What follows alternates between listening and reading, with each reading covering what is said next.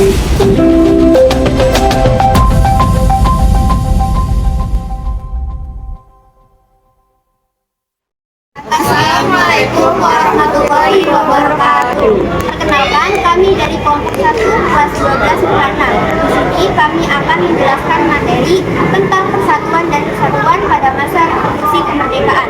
Sebelumnya, izinkan kami memperkenalkan diri. Perkenalkan, saya Dela Fitria, absen 10. Saya Bayu Sukma dari absen 5. Saya Fitria Meisha Anjita dari absen 12. Saya Purwanti dari absen 20. Saya Arini absen 14. Saya Muhammad absen 20, absen 20. Oke, mari saja kita langsung masuk ke materi. Pada masa revolusi, negara Indonesia bukan lagi negara jajahan, melainkan negara kesatuan. Negara kesatuan ini merupakan negara yang berdaulat dan diatur sebagai kesatuan tunggal. Di dalam negara kesatuan hanya ada satu konstitusi, satu kepala negara yaitu presiden yang berkedudukan sebagai kepala pemerintahan sekaligus sebagai kepala negara, dan satu dewan menteri atau kabinet serta satu parlemen. Pemerintahan pusat memiliki wewenang tertinggi dalam aspek pemerintahan. Untuk negara kesatuan ini paling cocok dengan Indonesia karena Indonesia terdiri dari berbagai suku, bangsa, agama, budaya, dan bahasa daerah. Nah, bentuk pemerintahan Indonesia yaitu adalah republik. Periode revolusi juga memperkenalkan Indonesia dengan sistem pemerintahan baru. Pada awal kemerdekaan, negara Indonesia berbentuk republik dengan presiden sebagai kepala negara dan kepala pemerintahan. Pada masa revolusi kemerdekaan, Indonesia sempat menerapkan sistem pemerintahan parlementer. Dalam sistem parlementer, pemerintahan dipimpin oleh seorang Perdana Menteri, sedangkan Presiden hanya bertugas sebagai kepala negara. Pada masa revolusi kemerdekaan, Indonesia mengambil bentuk negara serikat karena pada masa itu kedaulatan Indonesia berada di bawah kekuasaan Kerajaan Belanda. Republik Indonesia merupakan salah satu negara bagian dalam konsepsi Republik Indonesia Serikat tersebut. Akan tetapi, periode ini hanya berlangsung hingga 1949. Sistem pemerintahan diartikan sebagai suatu tatanan utuh yang terdiri atas berbagai komponen pemerintahan yang bekerja saling bergantungan dan mempengaruhi dalam pencapaian tujuan dan fungsi pemerintahan. Pada masa tahun 1945 sampai 1949 sebagai masa berlakunya Undang-Undang Dasar 1945 yang ditetapkan pada tanggal 18 Agustus 1945. Undang-Undang Dasar 1945 menghendaki sistem pemerintahan presidensial. Tetapi 2 bulan setelah kabinet presidensial pertama dibentuk, sistem pemerintahan berubah menjadi parlementer.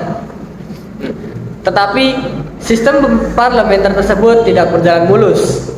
Dalam berbagai keadaan, presiden untuk sementara mengambil alih pemerintahan. Sesudah itu, sistem parlementer dibentuk kembali. Tetapi kemudian sistem parlementer ini diinterupsi oleh pemerintahan presidensial yang dipimpin oleh wakil presiden, yaitu Muhammad Hatta, yang dikenal dengan sebutan pemerintahan presidensial Hatta.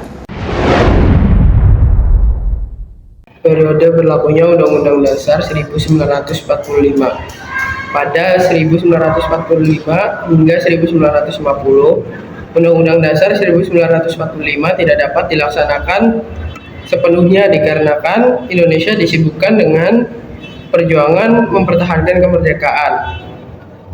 Pada 18 Oktober 1945 memutuskan bahwa kekuasaan legislatif diserahkan kepada Komite Nasional Indonesia Pusat atau KNIP karena MPR dan DPR belum terbentuk.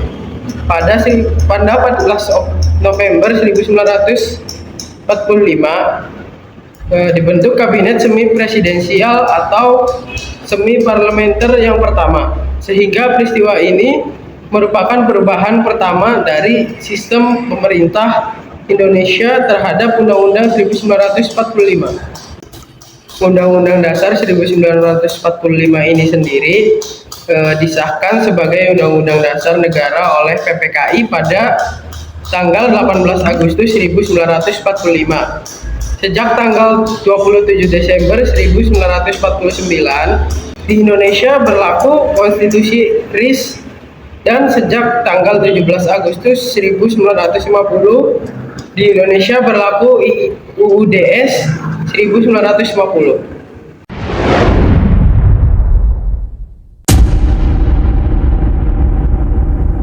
Maklumat ini merupakan keputusan tentang mengubah fungsi KNIP. Pada awalnya, KNIP berfungsi sebagai pembantu presiden, tetapi sejak waktu Presiden Muhammad Hatta mengeluarkan maklumat nomor X pada 16 Oktober 1945, fungsi KNIP berubah menjadi sebuah majelis legislatif dan menentukan garis-garis besar haluan negara sebelum adanya MPR dan DPR.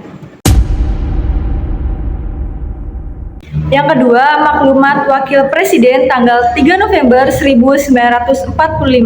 Tujuan Maklumat 3 November 1945 adalah menunjukkan bahwa Indonesia merupakan negara demokrasi dan mengimbau untuk mendirikan partai politik sebanyak-banyaknya sebelum pemilu bulan Januari 1946 dilakukan. Isi dari Maklumat 3 November 1945 adalah yang pertama, pemerintah menyukai terbentuknya partai-partai politik karena dianggap dapat mengarahkan pemerintahan dan masyarakat ke arah yang lebih baik. Yang kedua, pemerintah berharap agar partai politik sudah tersusun sebelum pemilihan anggota Badan Perwakilan Rakyat bulan Januari 1946 diselenggarakan. Setelah Maklumat 3 November 1945 dilakukan, sejumlah partai politik mulai terbentuk seperti Partai Komunis Indonesia (PKI), Partai Buruh Indonesia, Partai Kristen Indonesia, dan Partai Sosialis Indonesia. Maklumat 3 November 1945 menjadi peraturan utama yang mengatur partai politik di Indonesia selama kurang lebih 14 tahun. Maklumat ini akhirnya dicabut oleh pemerintah melalui penetapan Presiden nomor 7 tahun 1959 dengan syarat-syarat dan penyederhanaan kepartaian yang dikeluarkan oleh Presiden Soekarno pada 31 Desember 1959. Yang ketiga atau yang terakhir adalah Maklumat Pemerintah tanggal 14 November tahun 1945. Isinya berbunyi, Pemerintah Republik Indonesia setelah mengalami ujian-ujian yang hebat dengan selamat di tingkatan yang pertama dari usahanya menegakkan diri, merasa bahwa saat sekarang sudah tepat untuk menjalankan macam-macam tindakan darurat guna menyempurnakan tata usaha negara kepada susunan demokrasi. Yang terpenting dalam perubahan-perubahan susunan kabinet baru itu ialah bahwa tanggung jawab adalah di tangan menteri. Dari isi maklumat disebutkan bahwa menteri yang awalnya bertanggung jawab pada presiden sekarang bertanggung jawab kepada parlemen. Dari sini diketahui tujuan maklumat 14 November tahun 1945, yakni perubahan sistem pemerintahan Indonesia dari presidensial ke parlementer. Sistem parlementer memosisikan presiden sebagai kepala negara, sementara parlemen diketuai Perdana Menteri sebagai kepala pemerintahan. Pergantian sistem pemerintahan dari presidensial ke parlementer berarti bergesernya pemerintahan dari presiden ke Perdana Menteri. Alasan yang mendorong Indonesia mengubah sistem pemerintahannya menjadi parlementer salah satunya karena sistem pemerintahan ini dianggap sebagai cermin demokrasi Indonesia, dengan cara membatasi kekuasaan presiden supaya tidak menjadikannya diktator, dengan pembagian kekuasaan yang seimbang dan kontrol terhadap sistem kekuasaan yang berjalan sehingga terciptalah kehidupan politik yang lebih dinamis. Tapi, sistem ini menuai banyak pertentangan karena keharusan presiden untuk melapor atau bertanggung jawab kepada parlemen menunjukkan bahwa presiden tidak absolut sebagai pemegang kekuasaan tertinggi.